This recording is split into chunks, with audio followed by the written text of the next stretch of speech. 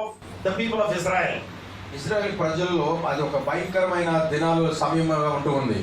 It was terrible times in the people belonging to God.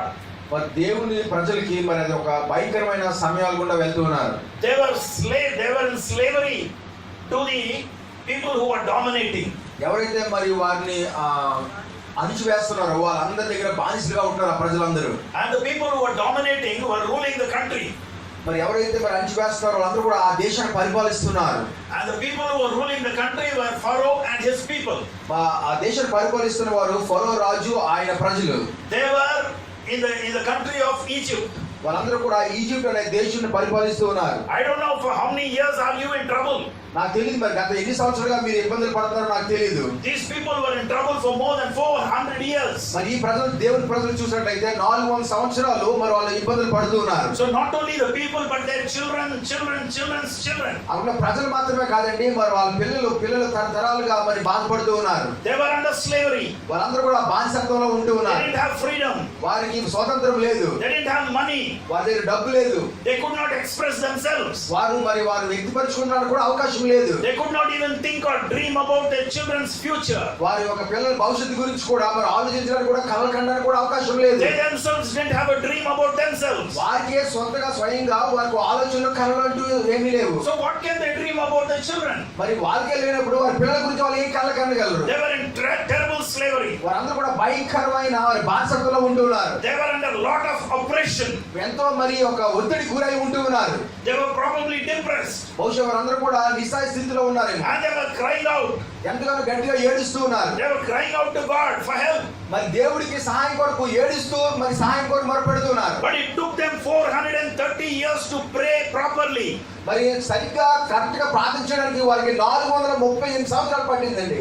They took more than 400 years to pray properly. మరి సరిగ్గా ప్రార్థన చేయడానికి విజ్ఞాపన చేయడానికి మరి 400 సంవత్సరాలు పైగా పట్టింది వారికి. And you know that when you pray God will listen. మీకు తెలుసు మీరు ప్రార్థన చేసినప్పుడు దేవుడు వింటారని మీకు తెలుసు. But wasn't God listening to their prayer? మరి దేవుడు వారి ప్రార్థన ఆలకించలేదంటారా? Of course he was listening. మరి ఖచ్చితంగా వింటూ ఉన్నారు దేవుడు కూడా. You see, God has a sense of timing.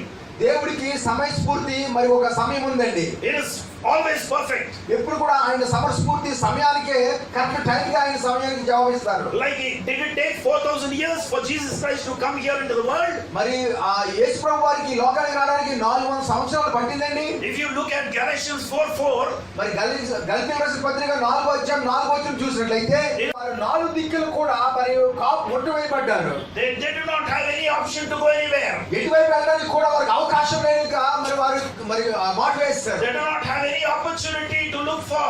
ఎక్కడ ఒక అవకాశం చూడడానికి కూడా వారికి అవకాశం లేదు. All the opportunities were closed. ఉన్న అవకాశాలన్నీ కూడా మూసిపోయాయి. All the options were closed. ఉన్న అవకాశాలు లేకపోతే ఆ పద్ధతులన్నీ కూడా మూసిపోయి దారులన్నీ కూడా. They cannot run away now.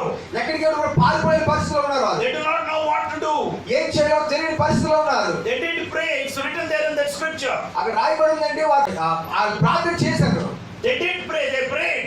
వారు అక్కడ రాయబడిందంటే ప్రార్థన చేశారు వారు. It is very clearly written down. అక్కడ శుద్ధంగా రాయబడిందండి. They prayed. వారు ప్రార్థన చేశారు వారందరూ కూడా. Do you want to see the word? ఒకసారి ఆ మాట అందరూ కూడా చూద్దామండి. Let's go to the book of Exodus. నిర్గమకాండం చూద్దాం. Chapter 14. 14వ అధ్యాయం.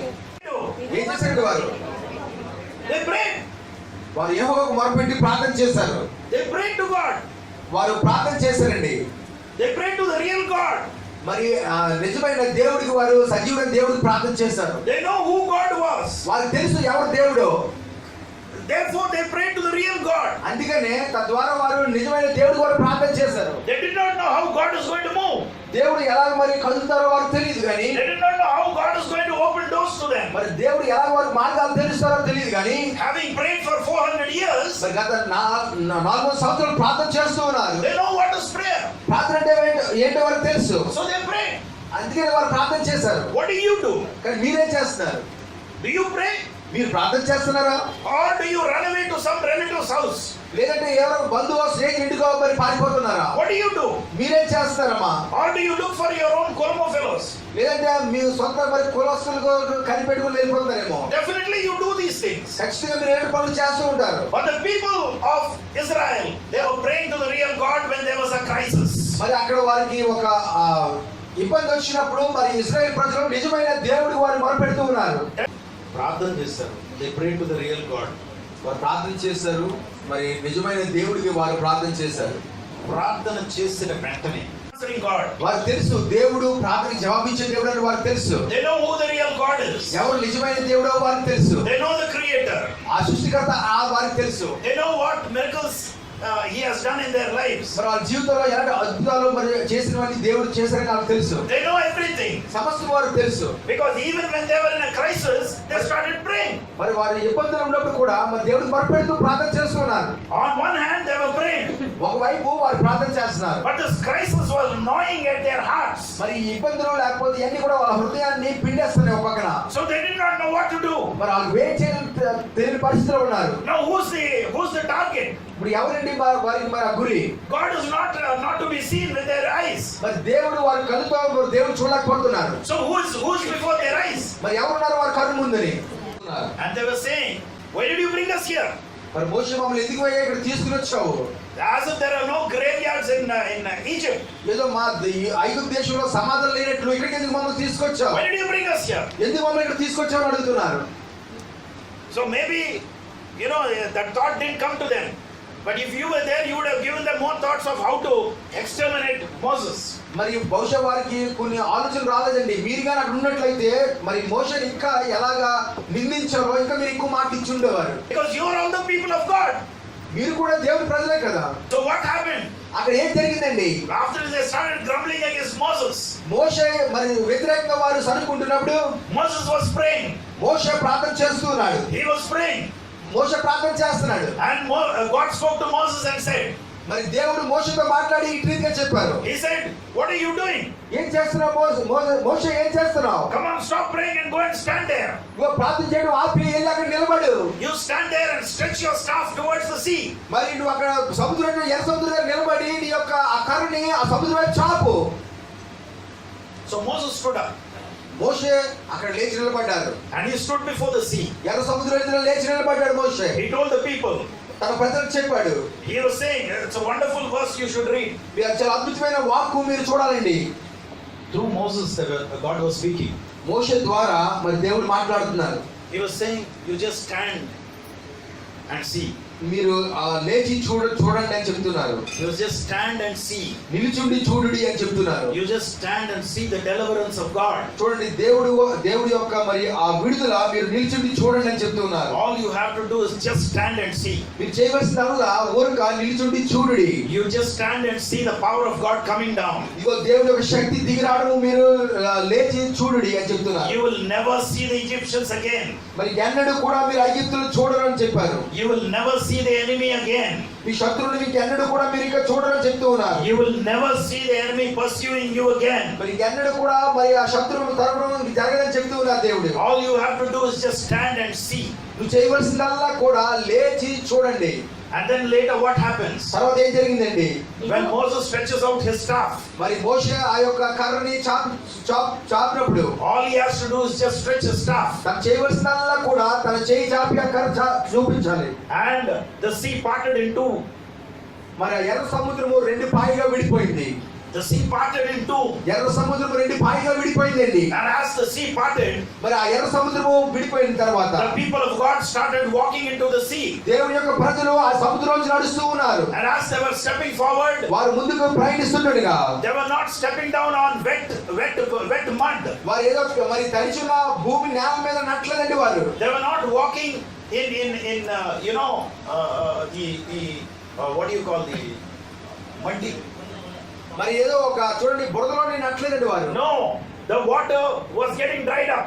మరి ఆ నీరు అటు ఇటు పాకి విడిపోయినప్పుడంటే మరి భూమి అంతా కూడా ఎండిపోయి ఉంది. And like walls the water was standing. మరి ఆ నీరంతా కూడా గోడల వల్లే అటు ఇటుగా మరి కాపలాగా అయిపోయాయి. And the people of God were walking on dry ground. మరి ఎండిన నేల మీద భూమి మీద ప్రజలందరూ కూడా నడుస్తూ ఉన్నారు. People, like you, they are very skeptical. Many people people are skeptical. మీలాగే మరి చాలా మంది ప్రజలు కూడా మరి రకరకాలుగా ఆలోచిస్తున్నారు. They don't want to believe what has happened. మరి ఏదైతే జరిగిందో అద్భుతం చాలా మంది నమ్మే పరిస్థితులు లేరు. They don't want to believe the word of God. దేవుని వాక్కును నమ్మే పరిస్థితులు వారు లేరు. They were trying to give some kind of scientific explanations. మరి కొన్ని శాస్త్రీయంగా వారు కొన్ని సూచనలు మరి చెప్తూ ఉన్నారు. No, that was all lies.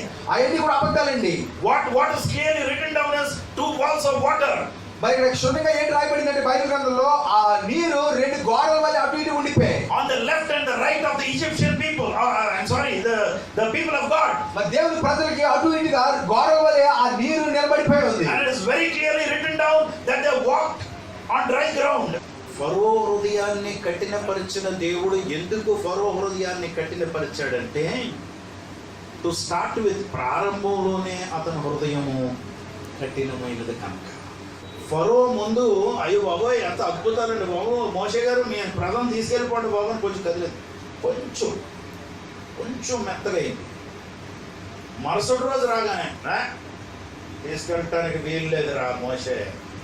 మళ్ళా అద్భుతం జరగానే అలాగే బాబు ఈ శాపం తీసే తర్వాత చెప్తాను, నువ్వు అక్కడే తీయగలవు, నువ్వు ప్రార్థన చేస్తే జరుగుతుంది అన్నీ ఒప్పుకున్నారు. కానీ వాట్ హ్యాపెండ్ నెక్స్ట్? మళ్ళా కఠినమైపోయింది. మీ హృదయాలు కూడా అలాగే ఉన్నాయి. మీరు ఆ 14వ అధ్యాయం అంతా చదువుకుంటూ వస్తే చాలా స్పష్టమవుతుంది. ఏమనంటే దేవుడు ప్రతి అడుగు కూడా వారిని నడిపిస్తూ అక్కడికి తీసుకొచ్చి ఇరికించారు. అంటే దాని ఇంగ్లీష్లో చెప్పాలంటే God orchestrated every step of the way so that they will be handled there. దేవుడు ప్రతి అడుగు జాడలను ఆయన అభిషేకించి నడిపించుకొని ప్రత్యేకించుకొని అక్కడ ఏం చేశారంటే వారి మీద ఒత్తిడి వచ్చేలాగా దేవుడు కలుగు చేశారు. కారణం ఒకటే, వారి హృదయాలను పరిశీలించడానికి. 2 వారికి నేర్పించడానికి. 3 వారికి నేర్పిద్దామని అక్కడికి తీసుకొస్తే అక్కడ హృదయాల్లో ఉన్నది బయటకు వచ్చింది. ఏమొచ్చింది? సనుగుడు, గొనుగుడు, సేవకుడు మీద గొనుగుడు. కనుక దేవుడు చేయదలిచింది ఆపారా? Did God stop what he wanted to do for them? ఆపారండి? ఎందుకు ఆపలేదు? అనుభవించింది ఎవరు? వాళ్ళే. ఆ గొప్ప అద్భుతాన్ని చూసింది ఎవరు కళ్ళారా? వారే. అయితే వారి కొరకు కాదు, వారి కొరకే ఒక కారణం. కానీ ముఖ్యమైనటువంటి ఉద్దేశం ఏంటంటే to get glory out of the entire situation. ఆయన నామం మహింపరచబడాలి. అంతకన్నా ముఖ్యము. దాంతోపాటు ముఖ్యమైనటువంటి విషయం ఏంటంటే ఈయన నా సేవకుడు అని రుజువు చేయడానికి. దేవుడు రుజువు చేయకపోతే ఎవరు రుజువు చేస్తారండి? ఆయన సేవకుడు కుటుంబం అని రుజువు చేసుకోవాల్సింది ఎవరంటే నా దేవుడు.